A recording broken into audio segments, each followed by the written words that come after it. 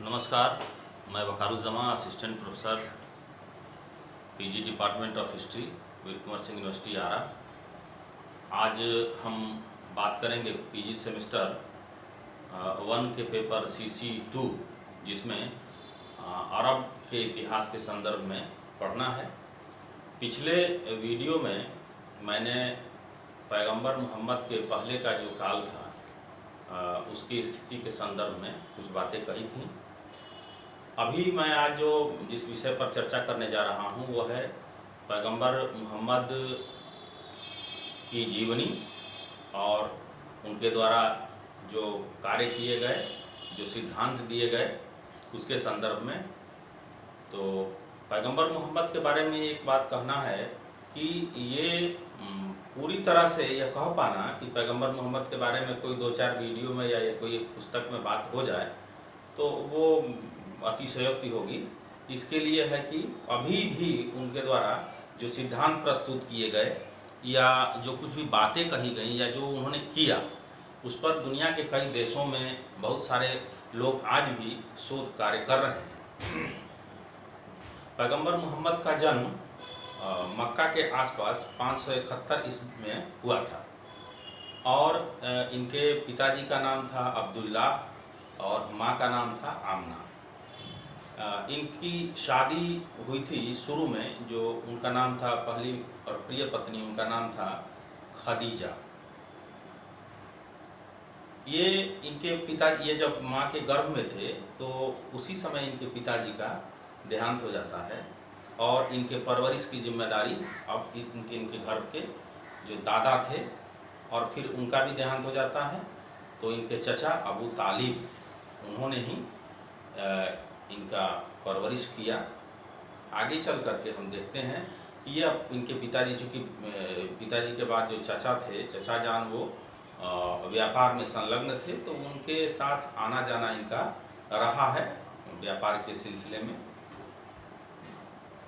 जब थोड़े और बड़े होते हैं तो ये वहीं आसपास में, मक्का के आसपास में ही एक हीरा की पहाड़ी है, उसी पर जाकर ये बैठ जाते थे और वहीं से इनको ऐसा लगता था कि हमको अल्लाह के द्वारा, यानी ईश्वर के द्वारा कुछ संदेश प्राप्त हो रहे हैं और उसमें इनको संदेश स्पष्ट मिलते थे कि मानव कल्याण के लिए, मानव जाति के लिए जो भी इस्लाम के धार्मिक सिद्धांत हैं, जो अल्लाह के जो वाक्य हैं, वो इनको साफ सुनाई देते थे और धीरे धीरे वो अपना आकर के लोगों के बीच में ये बात बताते थे कि ये वाक्य, ये बातें हमको सीधे अल्लाह से प्राप्त हो रही हैं और ये सब पालन सभी को करना चाहिए। ये अपने आप को इनके द्वारा पैगंबर बताया गया कि मैं आखिरी पैगंबर हूँ और अल्लाह ने मुझे इस कार्य के लिए नियुक्त किया है। ये अपना धार्मिक कार्य शुरू करते हैं मक्का में।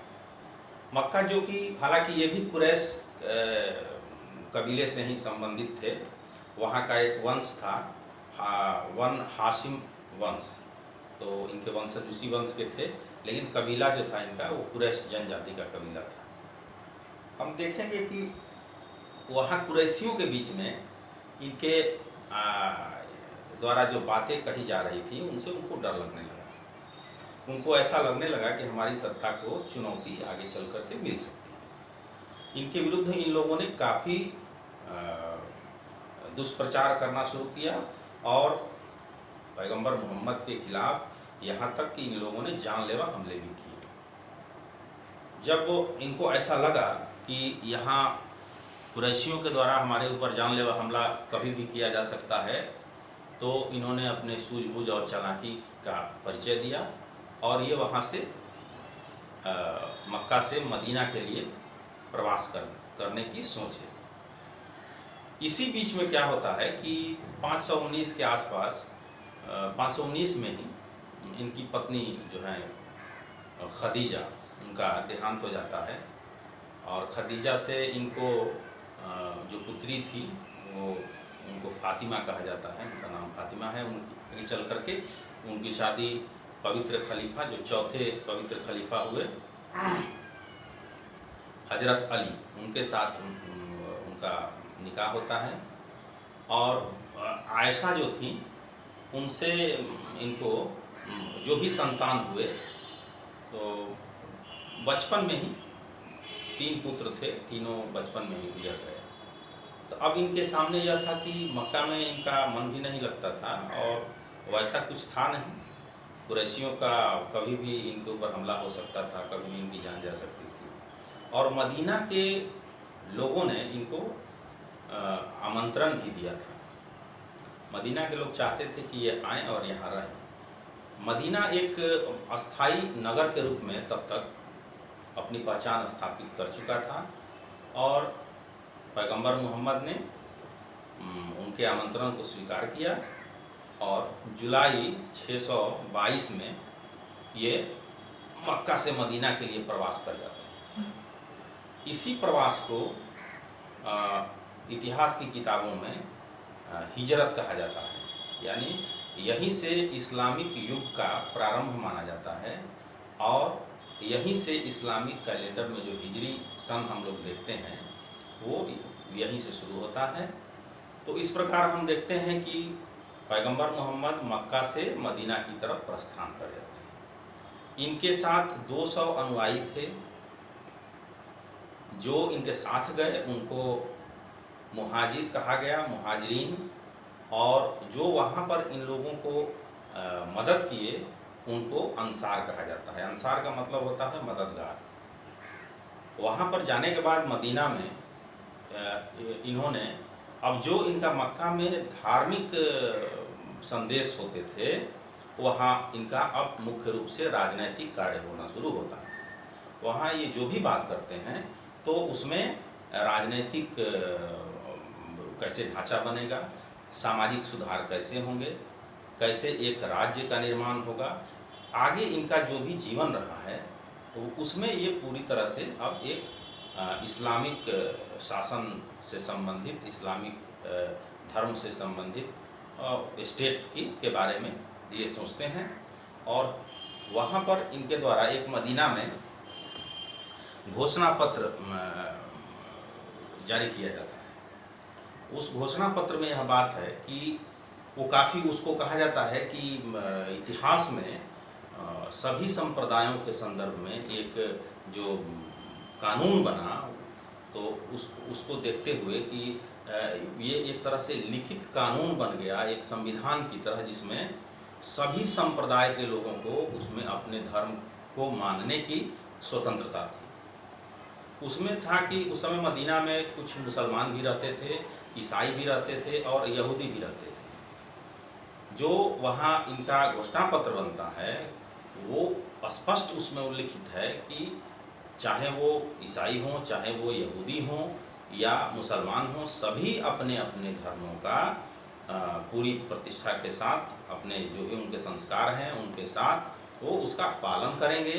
कोई भी एक धर्म या संप्रदाय का व्यक्ति दूसरे धर्म या संप्रदाय के व्यक्ति को उसकी मान्यता के विरुद्ध कोई कार्य नहीं करेगा।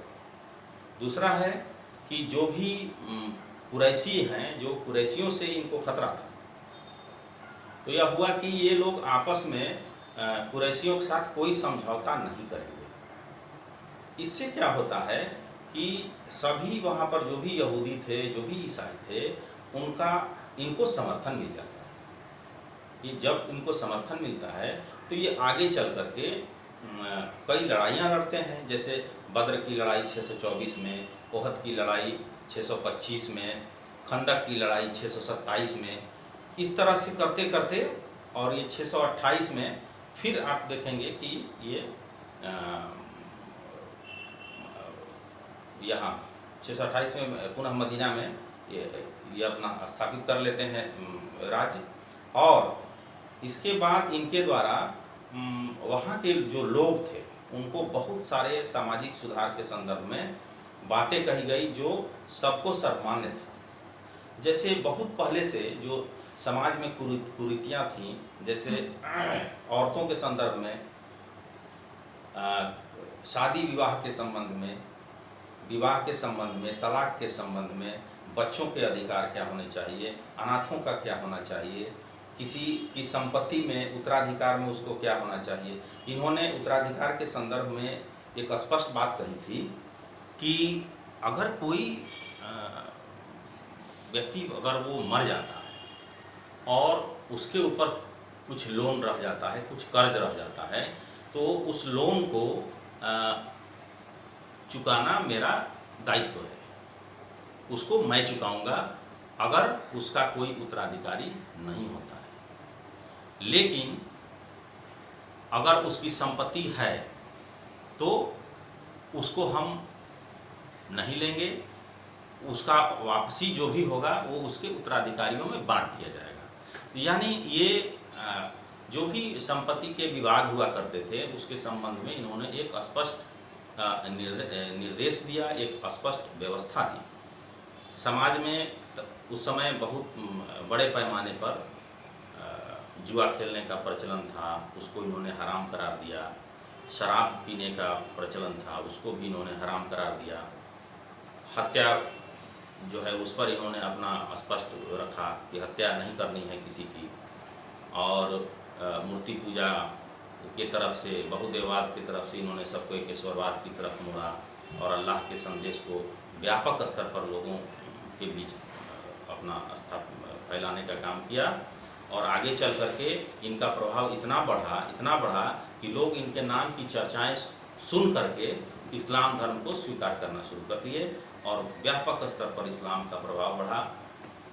और अब जो है जहाँ भी साम्राज्य बनता था वहाँ उसका एक धर्म होता था। यानी एक पहले जिस तरह से हमने पिछले वीडियो में बताया था कि कबीले के हिसाब से पहचान होती थी, अब उसको एक राजनीतिक स्ट्रक्चर जो बना, एक राजनीतिक भौगोलिक सीमा जो बनती थी, उसका एक धर्म बन जाता था और उस धर्म के आधार पर अब उस राज्य को जाना जाता था।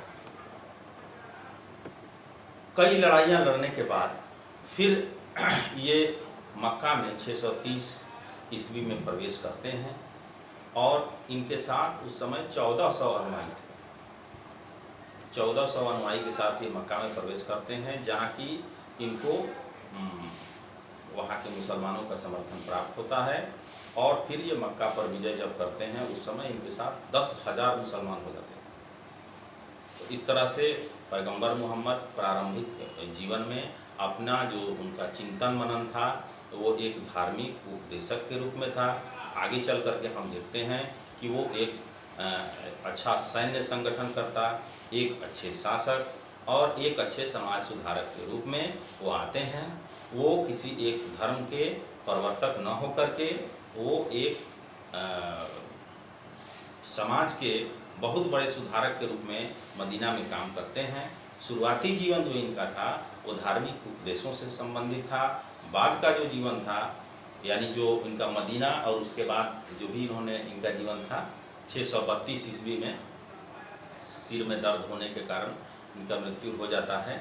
और उस समय तक ये जो भी कार्य करते हैं उसमें राजनीतिक व्यवस्था, सामाजिक परिवर्तन और कई तरह की सामाजिक कुरीतियों के संबंध में अनेकानेक जो कुरान में निर्देशित है उसके हिसाब से इन्होंने एक व्यवस्था दी। इन्होंने अपने राज्य के सभी लोग जो भी निवासी थे उनको पूरी तरह से धार्मिक स्वतंत्रता भी प्रदान की।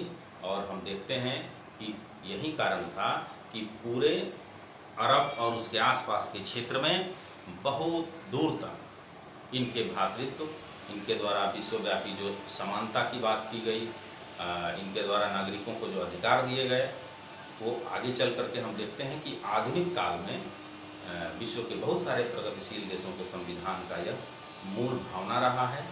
और इसी को लेकर के कई देश अपने आप को सेकुलर और डेमोक्रेटिक स्टेट कहकर गौरव प्राप्त करते हैं।